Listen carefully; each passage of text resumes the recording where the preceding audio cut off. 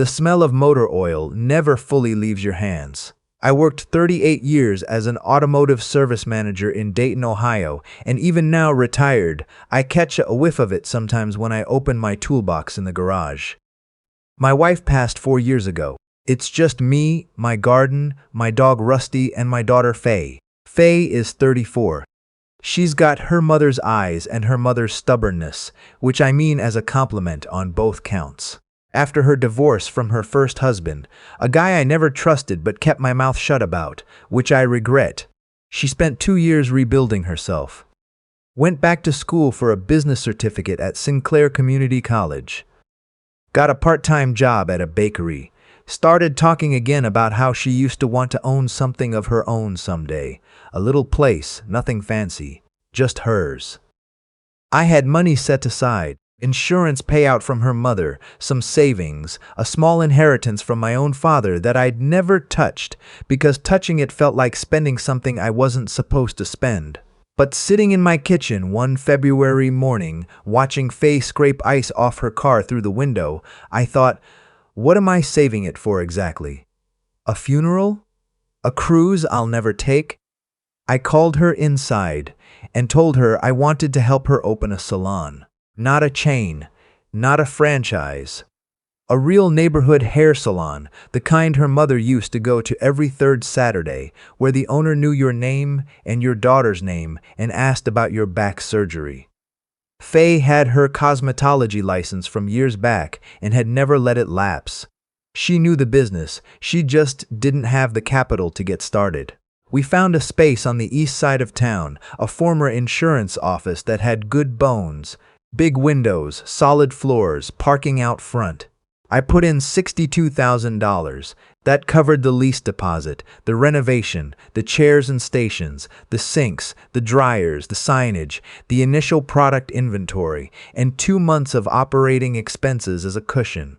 I made sure everything, the lease, the business license, the bank account, was in Faye's name, only Faye's name.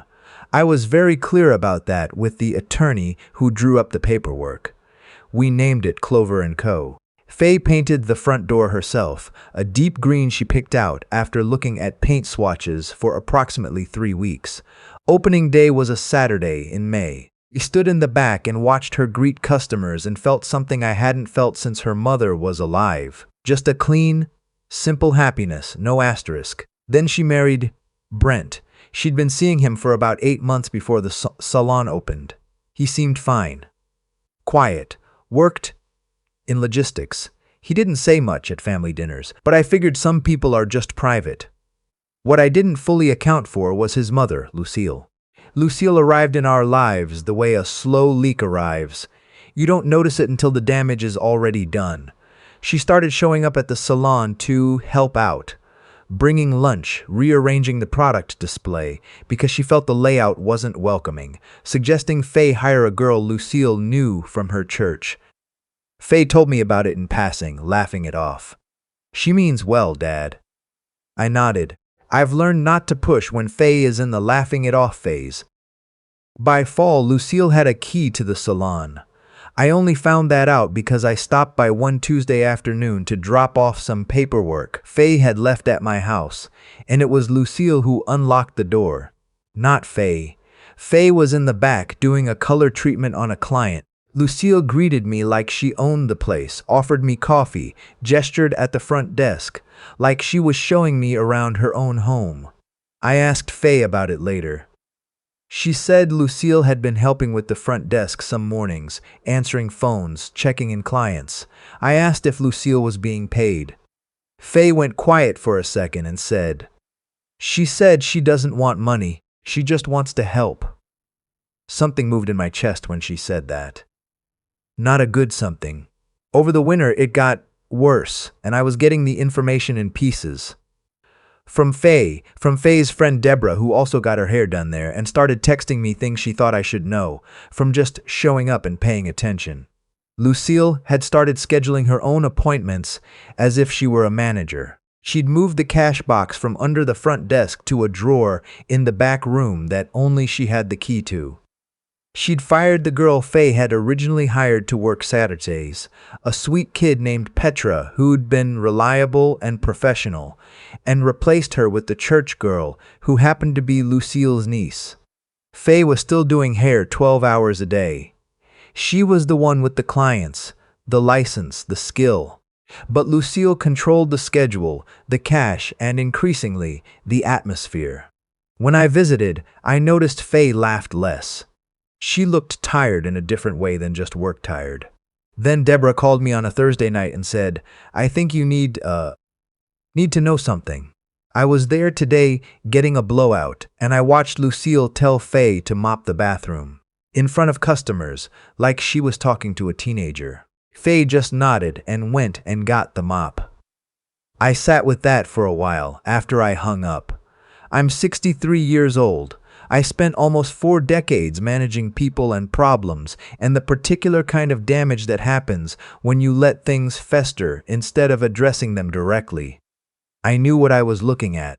I also knew my daughter, and I knew that if I went in swinging, Faye would feel embarrassed and would defend Brent and Lucille out of sheer stubbornness, and the whole thing would turn into a fight about my interference instead of about what was actually happening. So I didn't go in swinging. I started with Faye. I asked her to have dinner with me, just the two of us, and I cooked the pot roast she's liked since she was 9 years old, and I let her talk. She talked for almost an hour before I said much. She talked about being tired, about feeling like she couldn't make decisions at her own salon without it turning into a whole thing, about Brent thinking his mother was just passionate about helping. She didn't use the word trapped, but I heard it underneath everything she was saying. When she finally slowed down, I said, "Baby, whose name is on the lease?" She looked at me. "Mine. Whose name is on the business license?" "Mine. Whose salon is it?" She didn't answer right away. I said, "I need you to think about whether you want to take it back, not whether you can. Whether you want to, because you can. I'll help you." "But I need you to want it." She cried a little. Then she said, "I want it." Okay, good. That was all I needed. The first thing we did was change the locks. I drove her to the hardware store myself, bought 2 new deadbolt sets, and we installed them on a Sunday morning when the salon was closed. I am not a complicated man, but I understand the symbolic weight of a lock. When Lucille showed up Monday morning with her key and it didn't work, she called Faye 17 times before noon. Faye didn't answer. She texted back once.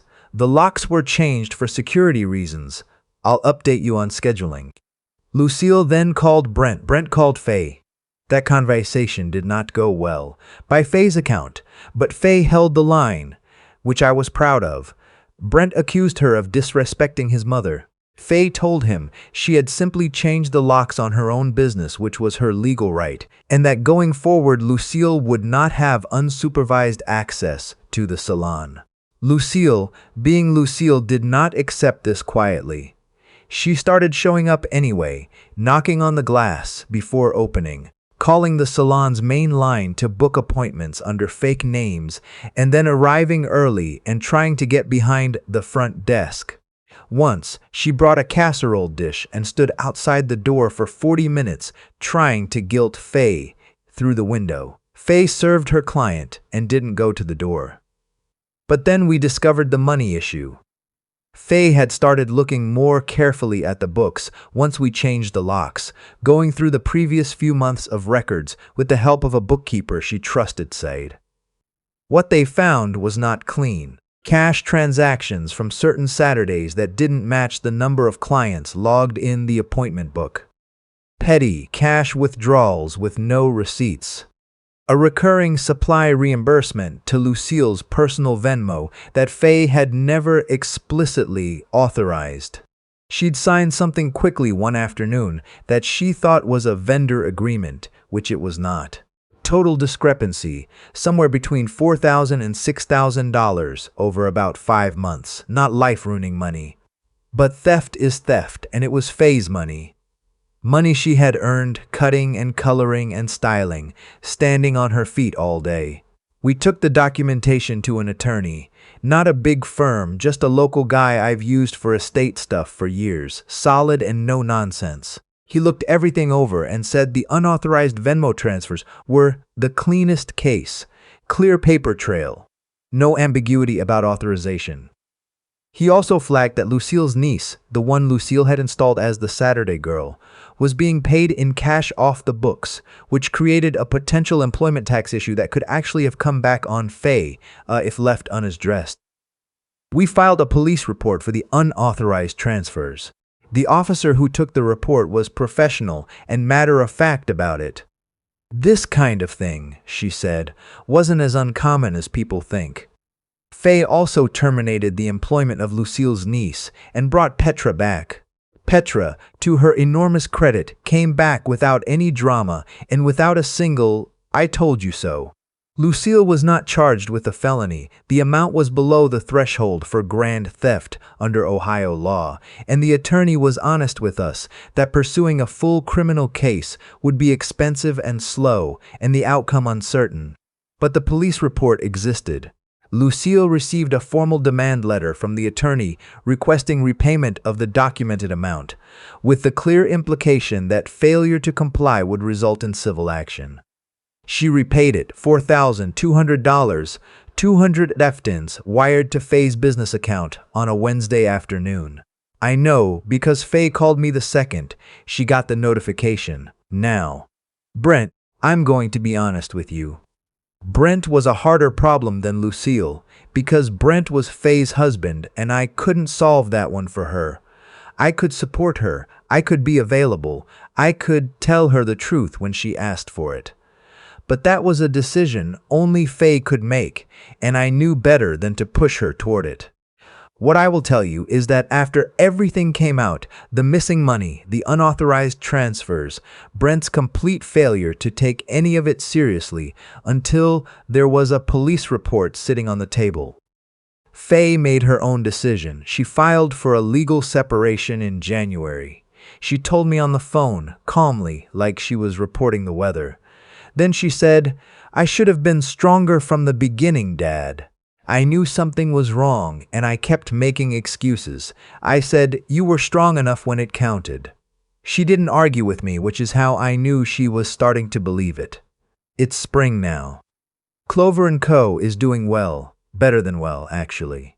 Faye hired a second stylist, a young woman named Adrienne, who came with good references and a real following on Instagram, which I'm told matters enormously for a salon. They're booked out 3 weeks on Saturdays. Faye repainted the interior over the winter, a warm cream color with the same deep green as the front door as an accent wall, and it looks exactly like what I always hoped it would be. A real place. A neighborhood place, the kind her mother would have loved. I stop by most Fridays after my morning walk with Rusty. I sit in the waiting area with a cup of coffee and read the paper, and I watch my daughter work. She moves around that shop like she's been there for 20 years.